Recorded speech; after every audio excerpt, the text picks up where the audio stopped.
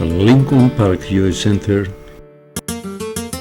y el Centro de Estudios Judíos Torah de Met del 311 Central Park Avenue de Yonkers, New York, presentan su programa Divrei Torah con el rabino Mani Viñas. Lo invitamos a visitar nuestro sitio web www.toratropical.com.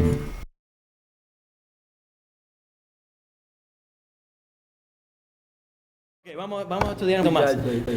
Nosotros estábamos hablando la última vez de Kabbalah, hicimos una introducción a la Kabbalah, estábamos hablando de la aplicación de Kabbalah y algunos de los estudios de Kabbalah y cómo estudiamos Kabbalah.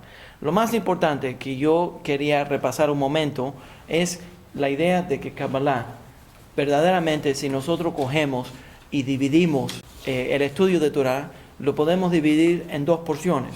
Una porción que es la Torah escrita y otra porción que es la Torah oral. Ese es el punto de vista de todo el judaísmo farisaico.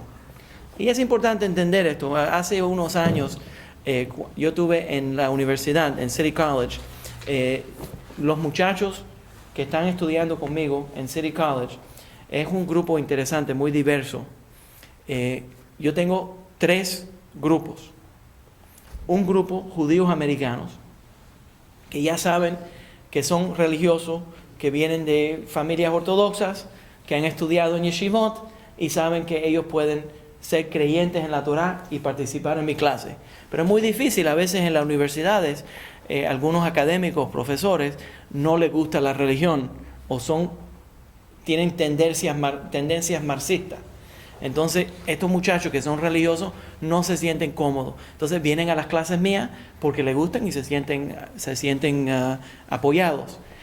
También, por la misma razón, el club cristiano de todos los protestantes evangélicos, cada vez que yo doy una clase, se matriculan en la clase. Porque yo los apoyo en su creencia, yo les doy su derecho de que ellos tienen su derecho, están equivocados, todo el mundo tiene su derecho, entonces yo los apoyo, eso es harana, yo los apoyo en su creencia en Dios y se sienten cómodos y están estudiando cosas bíblicas y participan conmigo. Y el otro son casi todos dominicanos hispanos y el jefe mío le dice que son la tribu que me siguen por todo el edificio. Cada vez que yo pongo una clase, se llena la clase, en su mayor parte son hispanos. El grupo más grande son dominicanos, pero ahí hay regado también de todos los países y ellos participan constantemente. Y es la primera vez que el Departamento de Estudios Judíos se llena de estudiantes latinos. Y es por el que ya conocen mi herencia y quién yo soy y se sienten cómodos. Pero una de las clases, la razón que abro el tema así, es porque una de las clases, una de las muchachas, alumnas, escribió en las cosas que le asigné, escribió y criticando a los escribas y a los fariseos. Y yo lo leí porque venía ella de una herencia cristiana, evangélica, y eso es muy común. Entonces, cuando yo llegué a la clase, leí lo que ella había escrito, y entonces le dije, yo no sé si ustedes nunca han conocido a un fariseo. Y no sé si ustedes han conocido a un escriba fariseo. Pero eso es lo que yo soy. Yo soy un sofer fariseo. Y todo el judaísmo es fariseico. Todo el judaísmo moderno. Incluye los reformistas. Incluye a toda la gente que vienen de todas las diferentes denominaciones. ¿Por qué? Porque cuando los romanos tomaron poder en la tierra de Israel, habían 4 grupos. ¿Ya? Los tzadukim, que eran creyentes nada más en la Torah escrita, pero que estaban asociados con los sacrificios y el sistema de los sacrificios del templo. Cuando se destruyó el templo, se destruyó el movimiento. Los judíos que estudiaban nada más cosas esotéricas y místicas, ese grupo se desbarató. El grupo que atacaba a los romanos, que querían ir a la guerra, los celotas que querían ir a la guerra, fueron destruidos en la guerra contra los romanos. Lo único que sobrevivió fue la interpretación y la aplicación de la Torá, que es la Torá auténtica, desde el punto de vista de los fariseos. Entonces, cuando yo hablo, y en hebreo, los fariseos se llaman perushim. Perushim quiere decir los que interpretan los versículos. Los perushim son la gente que interpretan los versículos. Eso quiere decir que desde el punto de vista de la Torá, esto es muy importante entenderlo, y se aplica a la Kabbalah, pero es importante entenderlo completamente para entender de lo que es el judaísmo moderno, ¿ya? Lo que estamos estudiando. Los judíos ortodoxos y todos los judíos que siguen la línea tradicional, pues creemos que Dios le dio la Torá al pueblo judío. Si nosotros podríamos limitar el chateo, sería bueno, y permitir que la discusión sea sobre la clase. ¿Se entiende? En línea, si podríamos limitar el chateo y que sea nada más la discusión de la clase, porque hay algunos estudiantes que se están confundiendo con la constante, el chateo constante, a un lado confunden y no pueden aprender la lección. Si no le molesta, por favor, que entiendan lo que le estoy diciendo. Entonces, los perushim, nosotros creemos que cuando Dios le dio la Torá al pueblo judío, cuando Dios le dio la Torá a Moisés, le dio verdaderamente dos Torá. Una Torá escrita y una interpretación, un sistema de interpretación de la Torá escrita. Entonces nosotros somos fundamentalmente creyentes que la Biblia, que la Torá es la palabra divina, pero no interpretamos que eso quiere decir que se tiene que tomar cada versículo de la Torá literalmente. Perdón. En otras palabras, cuando algunos me hablan y dicen, bueno, que si yo creo en la teoría de la evolución, ¿ya? Yo le digo, yo soy creyente que Dios creó al mundo. Pero eso no quiere decir que tiene que ser literalmente 6 periodos de tiempo. Cuando creemos que Dios creó el mundo en 6 días, no tenemos que interpretar la Torá literalmente, que eso quiere decir que son 24 horas. Pueden ser días de periodos de tiempo enormes. Y lo vemos en un versículo en el Salmo que dice que 1000 años es como un día en los ojos de Dios.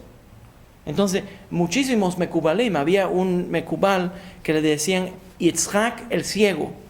Y este Yitzhak el ciego en el siglo XIII ya escribió que el mundo se tomó millones de años para crearse y lo interpretó del primer versículo de la Torá.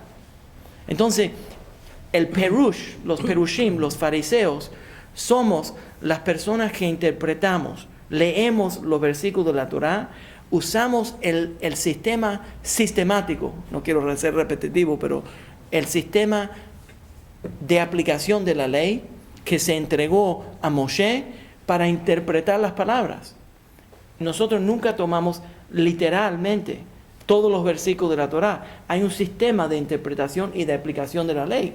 Por ejemplo, la Torá dice un ojo por ojo y diente por diente, ¿no? No puedes interpretar eso directamente de que Haz Shalom, tuviste un accidente, le sacaste un ojo y te vamos a sacar un ojo a ti. Las únicas salvajes que interpretaron de esa manera fueron los romanos, que interpretaron el lex talionis, que decían, si le haces este daño, le tienes que hacer el mismo daño al otro. Nosotros interpretamos eso a decir, bueno, cuando el hombre te meta demanda, tú tienes que pagarle un ojo, pero no 2. Como hacen aquí en el Bronx, tú sabes que te meten una demanda y te llevan al Bronx, vas a pagar no por un ojo, vas a pagar por 3 ojos. ¿Tú me entiendes? Como increíble la cantidad de lo que las cortes están castigando, que hay límite. Esa es la forma de interpretar ese versículo, que hay límite al castigo que se le va a dar al hombre que tuvo un accidente. Entonces, hay muchas diferentes formas de aplicar esta ley. La ley de la Torá, la palabra de la Torá, es elástica, está viva, y en cada generación se ajusta a la situación de esa generación. Ahora, no quiere decir que nosotros vamos a inventar lo que queremos. Hay un sistema de aplicación de la ley, y eso es lo que los rabinos nos pasamos la vida estudiando. Cómo aplicar la ley, cuáles son los límites, cómo interpretar esa ley, cuáles son los precedentes de la ley para poder aplicarla en cada generación. Pero la Torá es flexible y es interpretativa. Y hay un sistema dinámico dentro del sistema de la Torá para interpretar. Ahora, eso es parte de la Torá oral. También parte de la Torá oral son diferentes formas de interpretar esa ley. Y lo que estábamos hablando en la última clase es cuando empezamos a dar un versículo, la forma rabínica de interpretar estos versículos es usando el pardes que yo estaba explicando. El primero es perush, que quiere decir la interpretación directa. El próximo es remez, que quiere decir que te va a dar una clave que te dice la ley. El próximo es drash, que es el sistema ético y moral de interpretación de la palabra. Y entonces el próximo, el sistema esotérico y místico de la interpretación de la Torá. Juntos te dan el pardes, que es una finca llena de frutas y llena de placer. Entonces uno entra a ese sistema. Ahora, cuando estamos hablando también hablamos de una luz, la luz de la Torá que entra y entonces pasa por el prisma y entonces se divide en múltiples ramas esa luz, pero al final todas son la misma luz. Ahora estamos usando un sistema para analizar la luz y para poder analizar la luz estamos dividiéndolo en diferentes partes, pero la verdad es que es una revelación completa, total. Entonces todo tiene que estar relacionado para poder entenderlo. Por esa razón, cuando la gente estudiamos Kabbalah, para poder verdaderamente entender lo que es Kabbalah, se tiene que estudiar halajá. Primero uno tiene que saber la ley. La ley le da la forma para poder expresar esa presencia divina. El Reshit Chachma, Eliyahu Davidas, siglo XVI, escribe que la ley, él usa un sistema metafórico para entender lo que es la aplicación de la ley y la aplicación de la Shejinah, la presencia de la Shejinah. Y cuando él habla de la presencia de la Shejinah, la presencia divina, que es la presencia de la misericordia, muchas veces caracterizada como femenina, la presencia divina femenina, la ley siendo masculina, ¿ya? Porque limita y controla la presencia divina que perdona, que es la gracia, que es suave, es más femenina desde el punto de vista cabalístico. No es literalmente, pero para entenderlo. Entonces, cuando habla de la Shejinah, él dice que uno verdaderamente no puede traer la Shejinah a menos que uno crea una vasija para la Shejinah. En otras palabras, lo que él usa es, metafóricamente, el sistema de la plomería. Y esto es lo que dice. Dice él que cuando uno hace los mitzvot, ¿ya? Uno está creando la plomería, los tubos, para permitir que baje la presencia divina. Crea como un canal, ¿ya? Sin ese canal, entonces la presencia divina no puede llegar aquí. Porque uno lo que hace es, lo que Dios quiere es darle mucha bendición al mundo. Brajot, mucha bendición. Los Mekubalim, uno de los fundamentos de la Kabbalah, cuando los rabinos hablan sobre la Kabbalah, dicen que la razón que Dios creó al mundo es para darle bendición. Imagínense, Dios creó al mundo porque es tan bondadoso que Él quiere darle bendición. Ahora, el único problema es que nosotros nos portamos mal y de esa forma bloqueamos las bendiciones que van a venir. Y Dios constantemente está buscando una forma de bendecir a la persona. Es muy importante porque a veces la gente por las dificultades de la vida empezamos a volvernos pesimistas, ¿no? Y no vemos las bendiciones que estamos recibiendo. Entonces, si uno entiende que básicamente Dios constantemente está tratando de darle una bendición, lo único que uno tiene que hacer es permitirle que venga la bendición, ¿ya? Entonces, si viene, la única forma de permitir esa bendición es crear un sistema que le dé dirección a esa bendición. Y eso es portarse de acuerdo con la halajá. Entonces, en la forma de vista de Eliyahu Davidas, lo que uno está creando al seguir la halajá es un tubo o una plomería o un canal para permitir que Dios use ese canal para traer bendición, para difundir bendición. Y él explica que cuando uno hace una averá, Chas v'Shalom, cuando uno hace algo mal, lo que uno está haciendo es cogiendo la plomería y moviéndola para la dirección negativa. Y entonces cae la bendición y se bota y se gasta. Dice, es como se imagine que nada más caiga agua, llovizna, en el desierto. Se seca ahí mismo. Se seca ahí mismo, no produce nada. Entonces, si uno podría causar que la lluvia caiga en un lugar a donde va a crecer las plantas, va a ser el pozo, mejor lugar. Entonces, los averot mueven la energía divina en la dirección negativa. Los mitzvot mueven la energía positiva, la energía de Dios en la dirección positiva. Entonces, eso es lo que Eliyahu David se está diciendo, es tremendo poder aquí. Está en el Reshit Chochma, que es literalmente quiere decir el principio de la sabiduría. Entonces, cuando en el libro de él explica que verdaderamente una de las cosas que estamos haciendo, uno de los males que nosotros hacemos cuando no seguimos la halajá, es que casi tomamos a Dios prisionero y no le permitimos hacer lo que Él quiere hacer, que es darnos bendición. ¿Se entiende? Entonces, constantemente Dios está buscando enaltecernos, bendecirnos, darle dirección a la vida, pero nosotros lo bloqueamos. Entonces Dios está constantemente invitándonos a entender y a sentir su presencia, pero nosotros lo bloqueamos. Ese es el simbolismo de Adán y Eva. Cuando Dios los está llamando, ellos se esconden. Cuando sienten que Dios los anda buscando, por su vergüenza de haber hecho esa averá, se esconden de Dios. Ese es lo que está ocurriendo con la humanidad. Que Dios está constantemente llamándonos, pero nosotros estamos muy ocupados y no le respondemos. Entonces, por esa razón, la alma está constantemente llamándonos. Entonces es interesante porque a veces cuando uno se pasa muchos años sin hablar con alguien, tal vez no le reconoce la voz. Pero si es un ser querido, enseguida le reconocemos la voz. ¿Ya? O alguien quizás que no sea familia, pero que uno tiene mucho afecto, uno escucha que no le ve, oh, fulano, fulana. Porque todavía está en la memoria.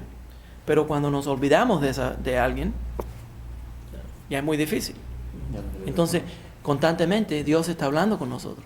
El problema es que nosotros no estamos acostumbrados a oírlo. El Talmud dice, en los tiempos talmúdicos, había una cosa que se llamaba el Bat Kol. Nosotros hemos hablado anteriormente del Bat Kol. Literalmente era la hija de una voz. Pero era específicamente que la gente que estudiaban tanta Torah podrían oír, proféticamente, podían oír la voz de Dios. Y se oía la voz de Dios.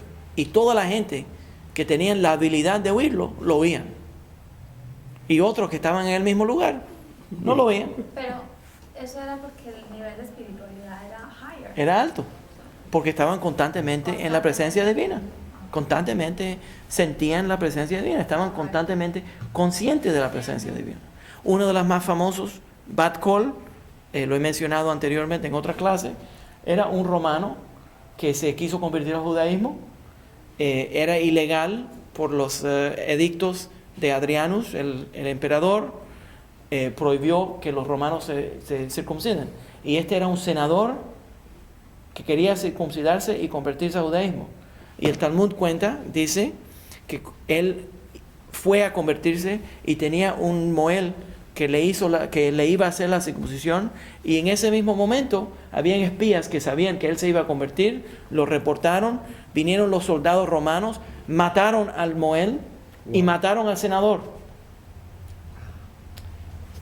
Y la esposa llegó a la casa y se encontró al moel muerto y se encontró al esposo muerto.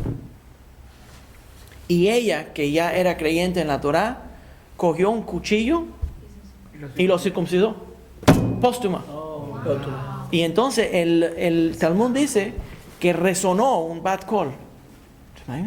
Todo el mundo lo oyó. toda la gente que podían oírlo, sonó un bat call diciendo que el sacrificio del siervo era aceptado. Tremenda experiencia. En otra ocasión, el bat call fue 400 niños que fueron tomados por los romanos. Esto fue uno de los grandes suicidios, el Talmud lo cuenta. 400 niños fueron capturados por los romanos y se los llevaban para las casas de prostitución en Roma. Tenían menos de bar mitzvah, los niños. Menos de bar mitzvah. Menos de bar mitzvah. 12? Menos de 12 años, porque los romanos se los llevaban para eso. Eran niños y niñas, varones y niñas, y se los llevaban, y el mayor les explicó a los niños. ¿Imagina? Estaba en un barco en el Mediterráneo y les dijo lo que iba a pasar.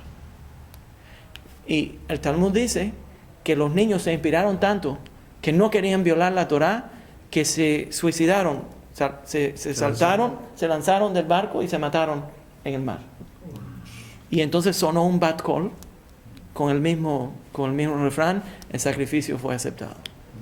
Y la gente lo oyeron también. Entonces, esto hay una tradición. La razón que menciono el bat call no es una cosa muy común que se discute en el mundo halájico, pero parte de lo que estoy hablando es que cuando uno estudia mucha Torá, cuando uno se acerca a Dios, lo que uno está verdaderamente es buscando sentir la presencia divina. Y cuando uno siente la presencia divina, su vida cambia, su vida mejora. Yo soy creyente. Yo voy a dar un ejemplo de esto. Yo creo que los dictadores, y especialmente los dictadores marxistas, nunca le han gustado el individuo que se apega mucho a Dios.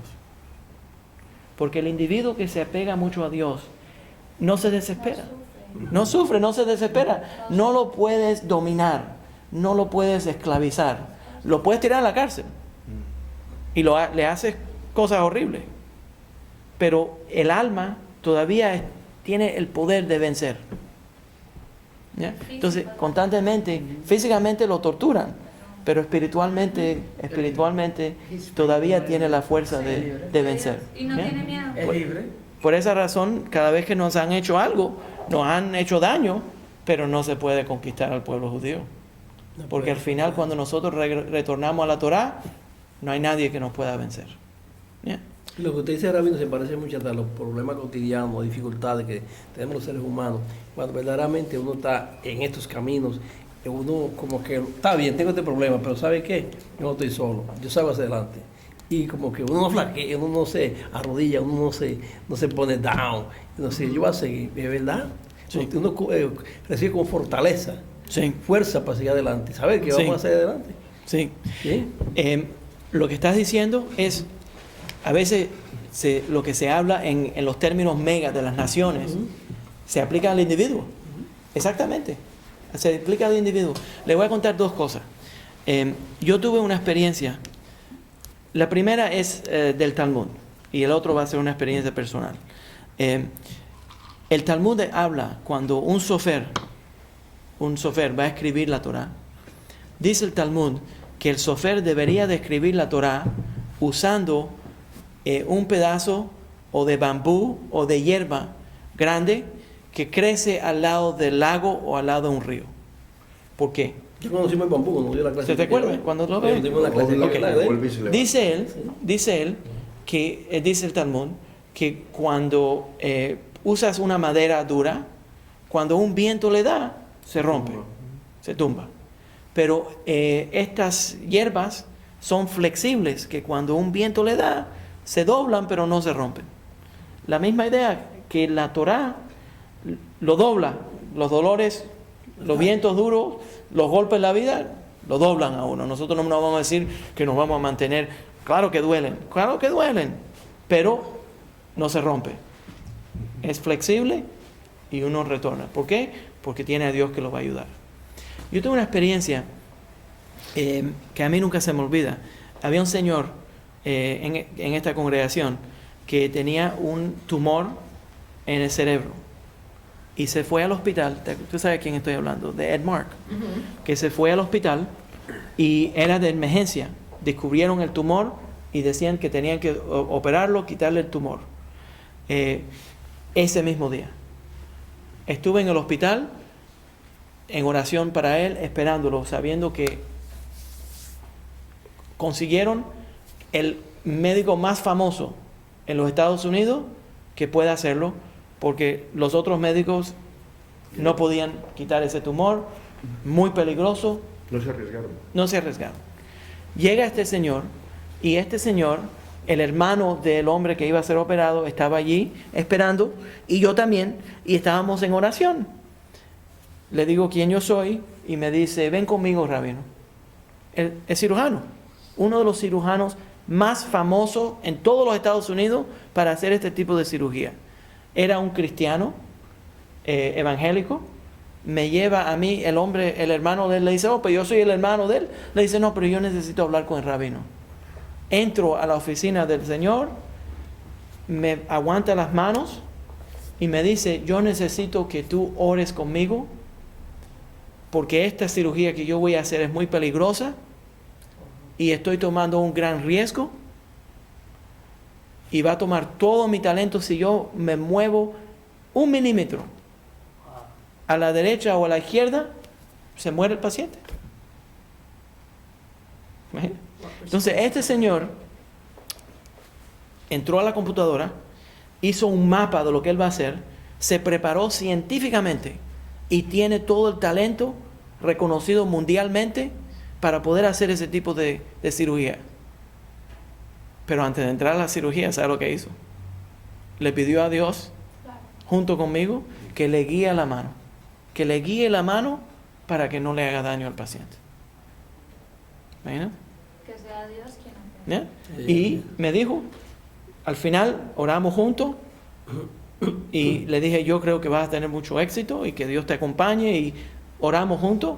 Y entonces me dijo, la única razón que yo puedo hacer esta cirugía no es por mi preparación, es porque yo sé que Dios me va a ayudar. Entró, hizo la cirugía y gracias a Dios el hombre sigue hablando, nunca ha tenido problemas, gracias a Dios está vivo y está disfrutando la vida. Pero entró una cosa muy peligrosa. Entonces, es verdad lo que está diciendo. La única forma que nosotros verdaderamente tenemos el poder para vivir nuestra vida y enfrentar las dificultades de la vida es porque Dios nos está acompañando. Yeah. Ok, ahora, yo quiero introducirles el concepto, de acuerdo con los Mekubalim, de cuál es el peor, con ese tema que estamos hablando, de cuál es la peor averá, el peor pecado que uno puede hacer. Ahora, a veces cuando yo di esta charla en la universidad, se me ocurrió preguntarle a los estudiantes que si opinaban de cuál era la peor averá. ¿Me entienden? Entonces fui a todos los alumnos y cada uno me decía lo que ellos consideraban la peor averá.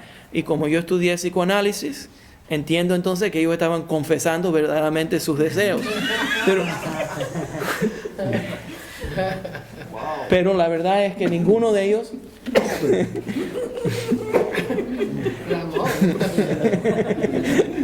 Algunos me decían, no, adulterio. Otros, robar. Entonces ya yo sé cuáles son los tecatos y cuáles son... Hay que tener cuidado con eso. Ya yo sabía, le puse la lista y ya yo sabía. Hay que tener cuidado con eso. Entonces, escribiendo, ten cuidado que ese es el que le gusta robar. Entonces, pero la verdad es que, de acuerdo con los Mekubalim, el peor pecado y la mitzvah más importante, el peor pecado es Perud, y la mitzvah más importante es Yehud. Perud y Yehud. Perud, desde el punto de vista de los Mekubalim, es la peor forma de vida que uno puede adoptar. Es creer que las cosas están desconectadas, que todo anda en el mundo, que yo no estoy conectado a los demás, que los males que yo hago no le van a afectar a nadie, que lo que le ocurre a los demás no me afecta a mí. Que el mal que está sufriendo el otro, a mí no me tiene que afectar. Que las cosas ocurren sin ton ni son, coincidencias. Las cosas van ocurriendo en la vida. Perud es el sistema más destructivo para la humanidad. Desde el punto de vista de los Mekubalim, es el sistema más destructivo para todo el mundo. Y por esa razón, el judaísmo es monoteísta y no politeísta. ¿Por qué? Porque la gente que cree en múltiples dioses, se creen, por ejemplo, tienes el dios de la fertilidad, el dios de la riqueza, del oro, y el dios de la guerra. Entonces, ese dios está encargado de una cosa, y el otro está encargado de la otra, y el otro está encargado de la otra. Si usted hace esta cosa, no pasa otra. Tiene diferentes departamentos, ¿me entiendes? Entonces esas cosas no están conectadas, ¿no? No están conectadas. Entonces, esa es la verdad. Esa es la verdad. Pensar que las cosas no están conectadas, que no hay una totalidad de las cosas, eso es la peor verdad. Yo voy a decir algo, usted dio una clase yo recibí, y eso que usted dice es como usted dice de una vez. Mira, en judaísmo lo peor que puede haber, lo peor es que usted haga cosas y entienda que no tiene consecuencias. Exacto. Es exactamente esa verdad. Exactamente esa verdad. Que las cosas, creer que las cosas no tienen consecuencias, pero es más todavía. No es solamente mis acciones que tienen que tener consecuencias, es que todo lo que está ocurriendo es una sola totalidad.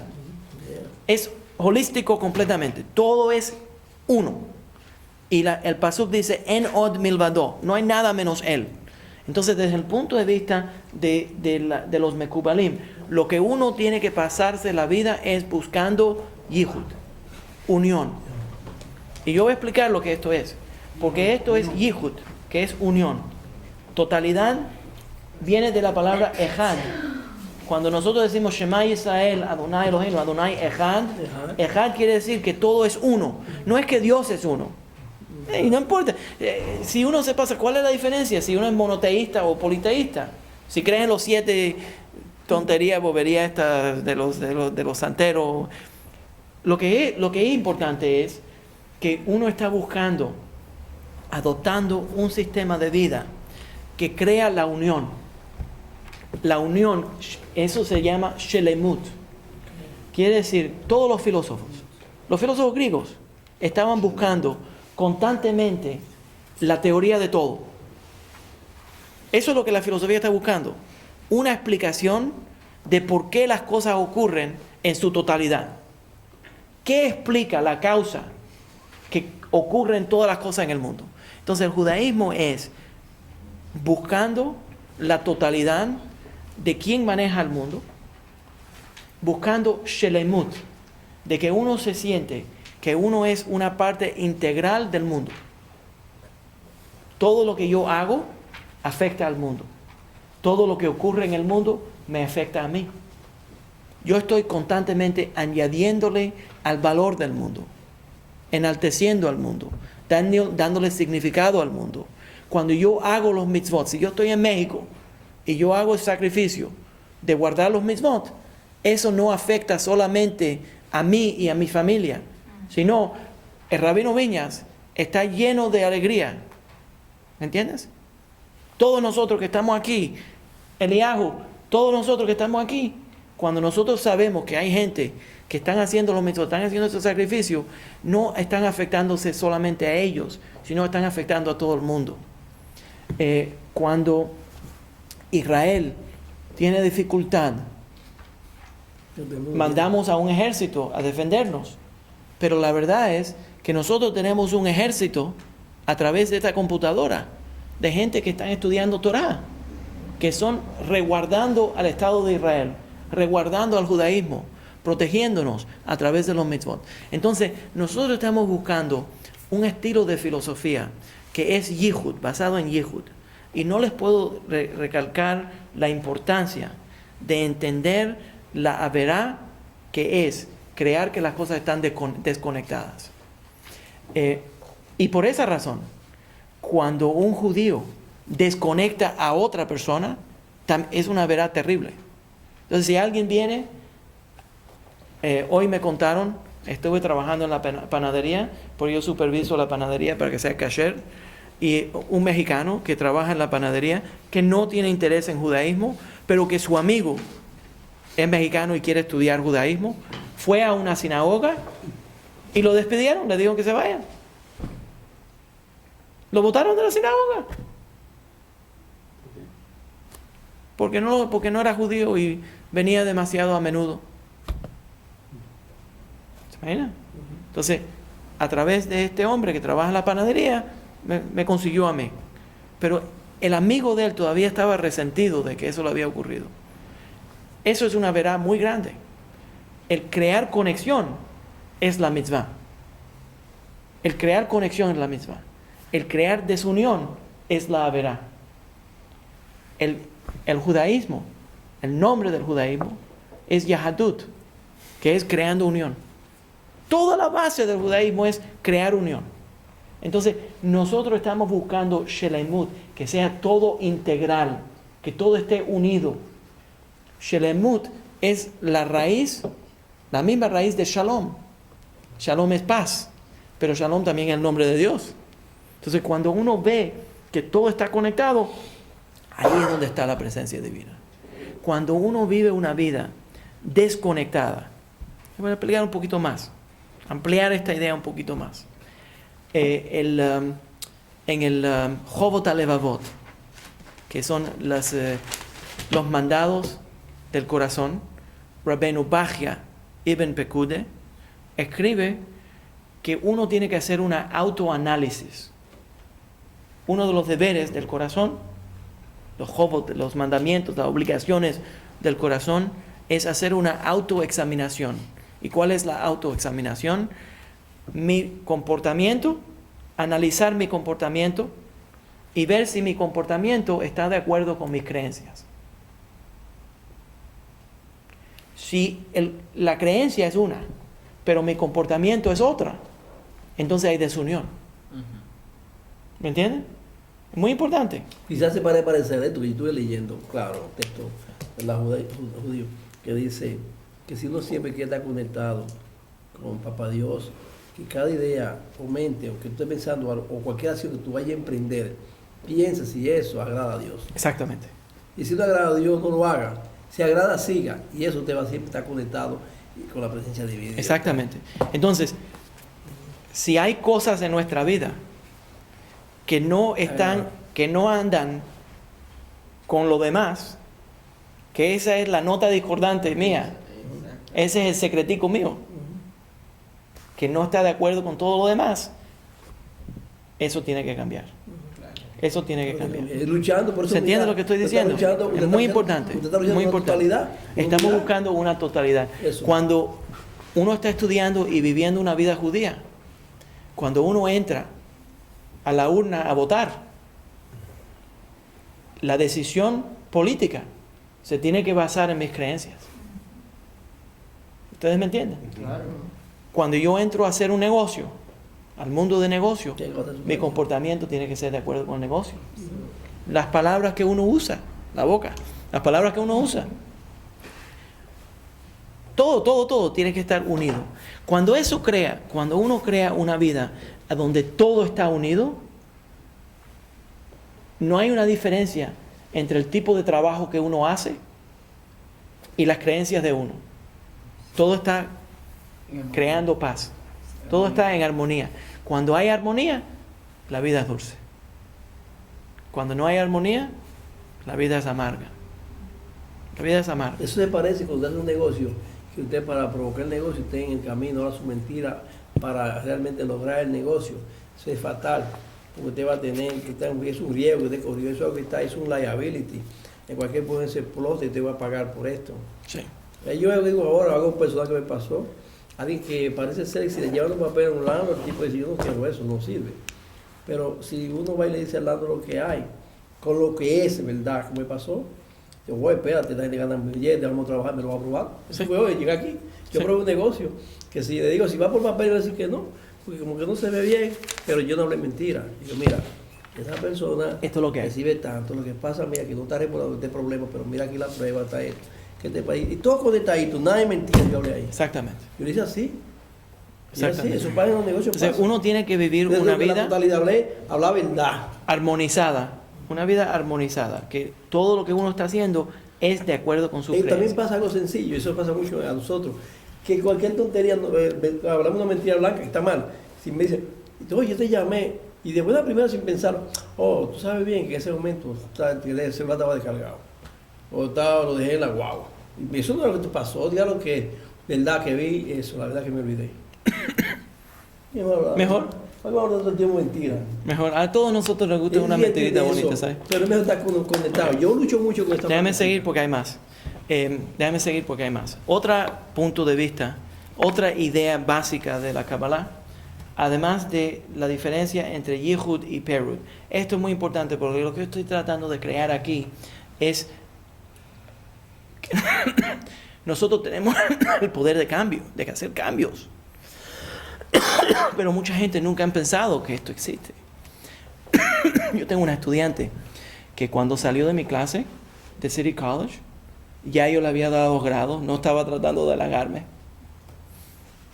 Me llamó y me dijo, me has dado, una muchacha de 20 y pico, de 22 años, me dice, me has dado el regalo más importante que yo he recibido en mi vida. Y le digo, ¿cuál era? Me dice, a mí nunca me entrenaron de que yo debería de hacer introspección. ¿Te imaginas? Vivió su vida hasta los 22 años y ningún padre le enseñó que uno debería de parar y pensar en qué dirección yo voy y hacer cambios de acuerdo. Entonces, parte de este sistema es buscar la paz, buscar que todo esté armonizado y unido. Y es muy difícil. Es muy difícil. A veces la vida se pone muy difícil. Pero esa es la meta. Eso es lo que estamos tratando de crear. Ok. Perdón, Rabino. Yeah. Saludos, Tirsa. Yo hablé con ella en estos días Ujú. y la verdad, la tristeza con la que ellos están por cómo les han cerrado las puertas. Yo sentí eso que yo hablé con José. Yo sé. Se sienten muy mal. Imagínate, 80 familias había. Yo sé. Con los hijos y todos. Algo triste. O sea, refiriéndose a lo que usted hablaba ahora. Por eso que estamos haciendo esto. Por eso estamos haciendo esto. Cuando yo hablo de la gente sacrificándose, haciendo mitzvot allí, de verdad estoy tratando de ser optimista. Pero la verdad que estoy tratando también de expresar es el dolor que sentimos porque ellos están pasando dificultades. Entonces, no tengo dinero. Yo no soy millonario, aunque yo lo parezco. Yo no soy millonario. ¿Ya? Pero estamos haciendo lo que podemos hacer. Por lo menos podemos enseñarle Torah. Eso le da un poquito de medicina, un poquito de esperanza para ver si podemos ganar. Tirsa me decía que si usted podía enviar alguna carta o algo. Vamos a tratar. Y gracias, Rabino, porque es como un desierto, como un Echarle un oasis, poquito de agua. porque es el único lugar donde... Estamos tratando. Ahora, pero yo no estoy regalando mis clases. Yo les pido a ustedes que respondan a la clase. ¿Quiere decir lo que sabe cómo? ¿Cómo? No mandándome dinero, claro, que el dinero siempre cae bien. Nos ayuda, no estamos tratando de decir, no tiene que pagar, ¿ya? Pero nos ayuda. Pero haciendo cambios. No puedes venir aquí y estudiar toda la vida y tomar estas aguas y entonces no hacer nada. Hay que hacer lo mejor posible para encaminar nuestra vida y hacerlo de acuerdo con natural, ¿no? Entonces, esto no es de gratis. Esto, la verdad, a mucha gente no le gusta el ministerio mío porque yo demando que la gente cambie y que crezcan y que traten. Y eso es muy importante. Ok. Baruch atah Adonai, Eloheinu melech haolam. Bendito eres tú, Adonai, Eloheinu, el Dios, Rey del mundo, del universo. Olam, haolam. Es muy importante entender lo que es haolam. Si uno puede interpretar la palabra haolam, se interpreta como el mundo o el universo. Pero verdaderamente en hebreo, haolam es todo lo que está, que existe, se está refiriendo a todo lo que existe en el mundo físico. Haolam. Y en hebreo es una palabra difícil de traducir directamente, porque la raíz de la palabra es alam o he'elam, que quiere decir escondido. Entonces, ayin, lamed y mem es lo que está escondido o lo que esconde. Rabino, entonces, aunque está escrito junto, se pronuncia casi separado, Ha-Olam. Ha-Olam, se produce Ha-Olam. Pero la raíz de la palabra Olam, que nosotros traducimos como universo o el mundo, lo que está ahí es Alam. Alam quiere decir que esto es un sistema de esconder. Y es muy importante entender lo que quiere decir eso. Y ahora voy a explicar el concepto cabalístico de Tzimtzum. Tzimtzum, que es Dios, la forma de traducir, de explicar lo que es la esencia de Dios. Los Mekubalim, antes de crear al mundo, los Mekubalim lo llaman el Ein Sof. El Ein Sof. Ein Sof en hebreo quiere decir sin límite. Ein Sof, sin límite. Quiere decir que es el infinito. Nosotros, que vivimos en el mundo finito de definiciones, no podemos entender lo que es el infinito completamente. Tenemos el deseo de entender lo que es lo infinito y nos llama a lo infinito. Por eso que estamos tratando de estudiar Torah y de estudiar Kabbalah. Nos llama. Tenemos la reshimá, el deseo de acercarnos a lo infinito. Pero el infinito no puede existir junto con lo finito, con lo que tiene definición, con lo que tiene límite. Es ilimitado. Sin limitación. Exacto. Ein Sof no tiene limitación. Entonces, el que no tiene limitación no puede vivir en el mundo de las limitaciones. Entonces, la pregunta cabalística es, ¿cómo el Dios, que es infinito, creó un mundo que es finito, que tiene definición? ¿Y cómo puede esta energía infinita vivir dentro del mundo que tiene definición? Porque no pueden estar juntos. Lo que es infinito no puede vivir dentro del mundo que tiene limitaciones. Son completamente opuestos. Es cierto que dentro de la materia hay antimateria. Entonces eso es lo que vamos a hablar. Entonces, pero eso tampoco te va a dar la presencia divina. La presencia divina, entonces, lo primero que Dios crea es lo que los Mekubalim describen como Hamakom. Hamakom se puede traducir como el espacio. ¿Quién lo dijo? Nice. Hamakom, el espacio, el lugar. Entonces, ¿cómo se hace esto? Los Mekubalim explican que el Ein Sof creó un espacio a donde no había la energía infinita. Al crear el espacio, creó un área a donde había la ausencia de lo infinito. Ese es lo que los Mekubalim explican, es el vientre de lo infinito. ¿Se entiende lo que estoy diciendo?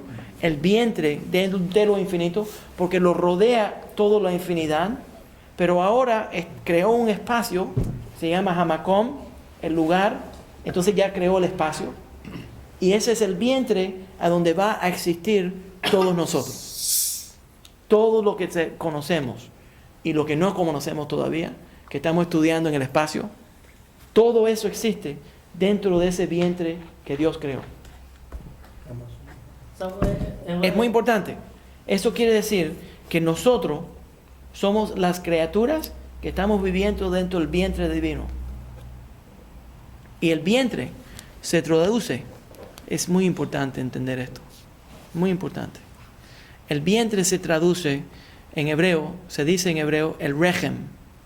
El rechem es resh, het y mem. El rechem es la raíz, la palabra de la palabra Rahmaná. Rahmaná es misericordia. Misericordia, que quiere decir que Dios creó el mundo a través de la misericordia. Nosotros estamos viviendo en el mundo del perdón, de la misericordia. La única forma que este mundo puede existir es a través de la misericordia. Y estamos dentro del régimen. El Ari, uno de los grandes Mekubalim, grande cabalista, explicó que nosotros estamos dentro del régimen de la madre, igual que la criatura viene a este mundo a través del vientre de la madre. Y cuando está dentro del vientre de la madre está dándole de comer, está dando de poder a este niño, a esta criatura, sin haberlo conocido. Y tiene pura misericordia de este, porque sabe que algo bueno va a venir. Algo bueno va a venir de él. Y entonces dice, si esta madre, Hasbe Shalom, que Dios no lo permita, esa madre empieza a sufrir hambre. Ella, los huesos de ella, el cuerpo de ella, se autodestruye para darle de comer a ese niño. Piénsalo. Eso es lo que está ocurriendo en todos los lugares a donde hay hambruna. Las mujeres, el cuerpo de la mujer se va autodestruyendo, pero sigue dándole de comer a ese niño. ¿Por qué? Por la misericordia. Por la misericordia tan grande que viene del régimen. Y esto es un modelo del sistema que Dios usó para crear al mundo. Y dice que cuando ese niño, dice Larry, que cuando ese niño empieza a crecer, la forma que ese niño empieza a desarrollarse es empujando las paredes del vientre de la madre, expandiéndole, empujándolo. Y la madre empieza a sentir eso. ¿Ya? ¡Ay, qué lindo! ¡Qué gracioso! Dice, el ser humano también lo hace así. El ser humano trata de empujar a Dios, de estirar su poder.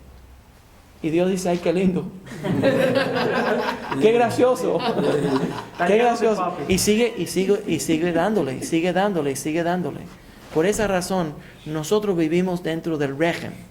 Ahora, para poder crear a este mundo, que tiene limitaciones y tiene definiciones, entonces empieza el Kav Hayashar, que es la línea de la luz.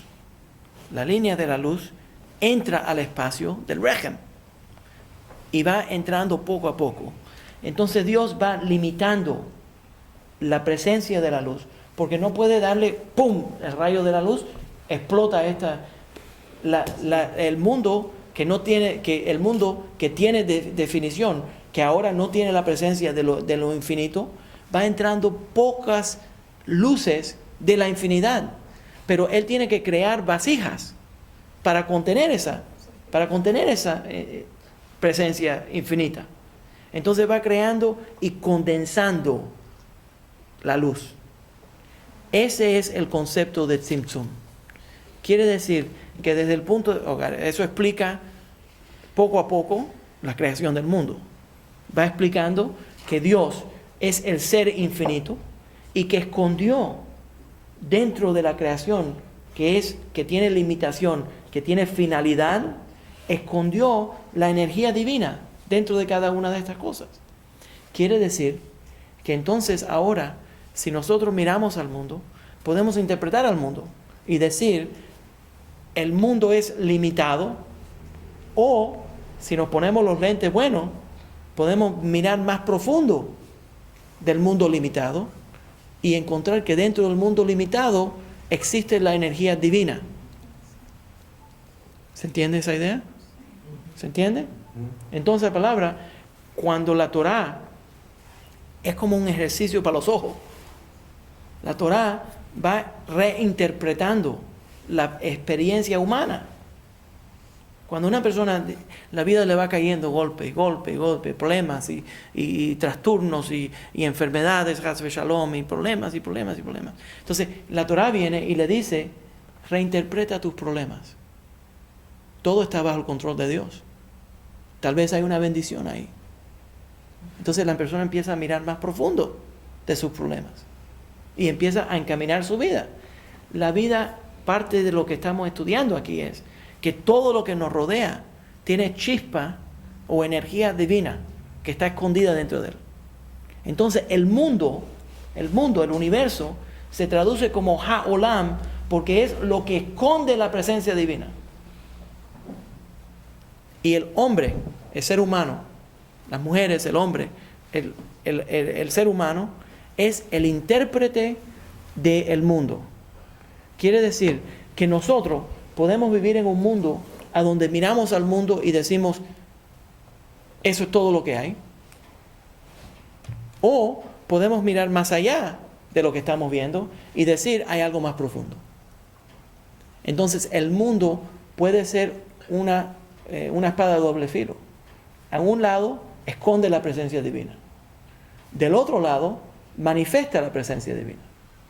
Entonces, cuando una persona hace, por ejemplo, una brajá, me voy a comer una manzana, voy a hacer una brajá. Baruch atah Adonai Eloheinu melech haolam. Ahora que entienden la brajá, la persona está diciendo, bendito eres tú Adonai, Eloheinu, el que manda en el mundo, pero es el que manda en el mundo que esconde la presencia divina. Y fuiste tú, Borei Peri Haetz, que le dio la bendición al árbol. Quiere decir que esta manzana que yo estoy al comerme, no es solamente una manzana, sino es una manifestación de la presencia divina que está dentro de esta manzana. Ahora yo cogí esa manzana y le cambié su interpretación. Cuando primero uno lo recibe, tienes el hambre de comerte esa manzana, mira qué bonita está bien roja, me encanta, me la voy a comer. Pero ahora no solamente es que me la voy a comer, pero es que voy a ingerir la presencia divina. Y ahí está la bendición divina. Entonces esta manzana ya no es una manzana, sino es una manifestación de la presencia divina. Y eso es lo que el judaísmo está haciendo. El judaísmo va cogiendo todos los mitzvot, todos los mandamientos, y tiene una interacción con todo lo que está ocurriendo en la vida, hasta la muerte, hasta el tiempo, y va interpretando y cambiando todo lo que está ocurriendo y reinterpretándolo para que sea sagrado, para que sea una manifestación de la vida. Entonces, la vida de un ser humano, al final, se puede decir, ¿qué produjo? ¿Qué produjo este hombre? ¿Produjo un testimonio a la presencia divina? ¿O produjo algo que escondió la presencia divina? El que escondió la presencia divina le añadió a la vasija que tapaba la presencia divina. Eso se llama kelipá. Eso es una cáscara que es espesa, que tapa esa luz divina. Y le añadió la kelipá, echó a perder el mundo, echó a perder su oportunidad de revelar la presencia divina. O si miró al mundo y lo interpretó y dijo, wow, mira, aquí yo tengo el potencial para añadirle, para revelar la presencia divina. Entonces rompió la kelipá, le quitó la cáscara y reveló que esto era nada más una vasija que estaba aguantando la presencia divina. Ahora el mundo tiene mucho más valor. El mundo puede ser un mundo de limitaciones, alam, que esconde, o un mundo que es una herramienta para revelar la presencia divina. Y el trabajo del ser humano es revelar la presencia divina, interpretar la vida para que todas las interpretaciones de la vida se apliquen a la revelación divina. Todos los mitzvot que nosotros hemos estudiado, todos los halajot, todo lo que estamos viendo, hasta lo que dice no hagas, los lot hace, los mitzvot que dicen lot hace, es evitar eso porque tiene mucha kelipá. La carne del puerco tiene kelipá enorme. Entonces lo evitamos para enseñar que esto también revela la presencia divina al no involucrarnos. ¿Me entiendes lo que te estoy diciendo? Lo mismo podríamos decir, al no ingerir venenos, estamos manteniendo nuestra salud. Entonces yo estoy demostrando que yo soy una persona saludable al no tomar droga y al no envenenarme con cosas venenosas. Entonces, en una forma negativa, al no tomar ese veneno, estoy desarrollando la salud. También yo puedo desarrollar la salud comiendo comidas que tengan vegetales, que tengan vitaminas, y de esa forma, entonces, actuar y no actuar. Los dos revelan la presencia divina. ¿Se entiende la idea? Ok, entonces... Cuando el rey Nimrod al campo salía, miraba en el cielo y en la estrellería, vi luz santa en la judería que había de nacer Abraham.